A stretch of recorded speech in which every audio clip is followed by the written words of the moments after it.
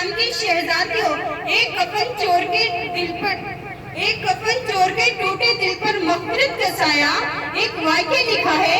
فرماتے ہیں کہ ایک مرتبہ حضرت عمر رضی اللہ تعالی عنہ نبی علیہ السلام کی خدمت میں حاضر ہوئے تو راستے میں انہوں نے ایک نوجوان کو دیکھا جو بہت زیادہ قطار رو رہا تھا۔ اس کو روتا دیکھ حضرت عمر رضی اللہ تعالیٰ عنہ کا دل پسس گیا۔ انہوں نے پوچھا، اے نوجوان کیا ہوا؟ وہ کہنے لگا، میں ایک بڑے گناہ کا مکتوب بن گیا ہوں، اب میں اللہ کے عذاب سے ڈر رہا ہوں کہ میں کیا کر بیٹھا، سخت پریشان ہوں، لہٰذا میری مہربانی فرما کر نبی علیہ السلام کی خدمت میں میری سفارش فرما دیجیے۔ کیا کہا کہ نبی علیہ السلام کی خدمت میں میری سفارش فرما دیجیے۔ حضرت عمر رضی اللہ تعالیٰ عنہ کی خدمت میں حاضر ہوئے تو رو رہے تھے۔ نبی علیہ السلام نے ارشاد فرمایا، عمر آپ کیوں رو رہے ہیں؟ کہا، عرض کیا، اے اللہ کے محبوب صلی اللہ علیہ وسلم، میں آپ کی خدمت میں حاضر ہو رہا تھا، راستے میں ایک نوجوان کو دیکھا جو کوئی بڑا گناہ کر بیٹھا ہے، وہ بہت رو رہا ہے، اب اس کی آواز نے مجھے بھی رلا دیا۔ نبی علیہ السلام نے اندر آنے کی اجازت مرحمت فرمائی تو وہ نوجوان آپ صلی اللہ علیہ وسلم کی خدمت میں حاضر ہوا اور وہاں بھی رونا شروع کر دیا، حتیٰ کہ جب وہ پھوٹ پھوٹ کے رونے لگا تو نبی علیہ السلام نے ارشاد فرمایا، اے نوجوان کیا ہوا؟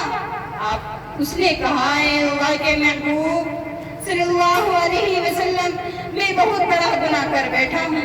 نبی علیہ السلام نے فرمایا کہ تیرا گناہ بڑا ہے یا اللہ کا عرش بڑا ہے؟ وہ کہنے لگا، اے اللہ کے محبوب صلی اللہ علیہ وسلم، میرا گناہ بڑا ہے۔ نبی علیہ السلام نے فرمایا کہ تیرا گناہ بڑا ہے یا اللہ کی کرسی بڑی ہے؟ وہ کہنے لگا، اے اللہ کے محبوب صلی اللہ علیہ وسلم، میرا بڑا گناہ ہے۔ نبی علیہ السلام نے ارشاد فرمایا کہ تو نے شرک کیا ہے، کہ تو شرک کا ارتکاب کیا ہے؟ اس نے عرض کیا، اے اللہ کے محبوب صلی اللہ علیہ وسلم، میں نے شرک کا ارتکاب نہیں کیا۔ نبی علیہ السلام نے فرمایا کہ تو نے کسی بندے کو قتل کیا ہے؟ اس نے عرض کیا، اے اللہ کے محبوب صلی اللہ علیہ وسلم، میں نے کسی بندے کو قتل نہیں کیا۔ نبی علیہ السلام نے ارشاد فرمایا کہ تو پھر ایسا کون سا گناہ کیا ہے جو تو اتنا رو رہا ہے، جو اتنا بڑا گناہ کر بیٹھا ہے، جو اتنا بڑا گناہ سمجھ رہا ہے؟ اس نے عرض کیا، اے اللہ کے محبوب صلی اللہ علیہ وسلم، میرا بہت بڑا گناہ ہے، میں کئی سالوں سے کفن چوری کا کام کرتا ہوں، مردوں کے کفن اتار کر بیچتا ہوں اور اپنی ضرورت پوری کرتا ہوں۔ چند دن پہلے انصار کی ایک نوجوان لڑکی دفن کی گئی، میں نے اپنی عادت کے مطابق رات کو جا کر اس کا کفن اتارا اور جب کفن اتار کر جانے لگا تو مجھ پر شیطان غالب آیا اور اس نے اس کی شہرت کو ابھار دیا۔ میں پلٹا اور میں نے اس مردہ لڑکی کے ساتھ زنا کیا، نعوذ باللہ۔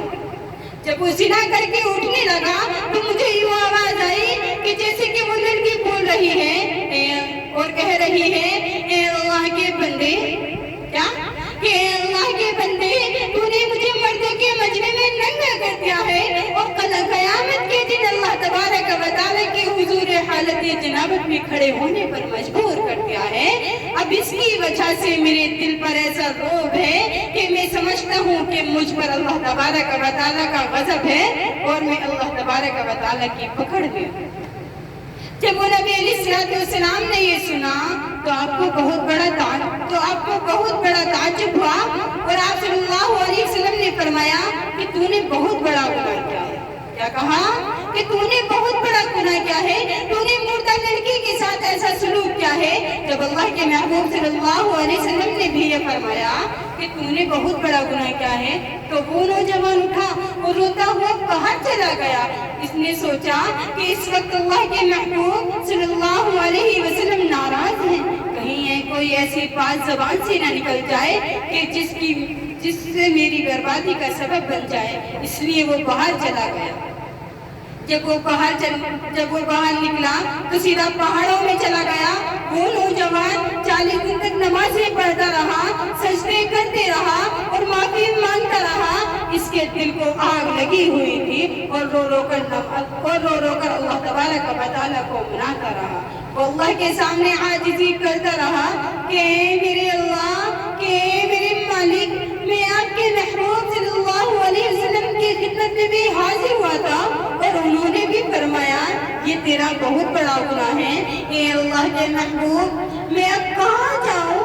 اے اللہ اب میں کہاں جاؤں؟ میرا تو تیرے سوا کوئی نہیں ہے. جیسے کہ کہنے والی نے کہا ہے, میں تیرے سامنے جھک رہا ہوں خدا, میرا کوئی نہیں اللہ تیرے سوا.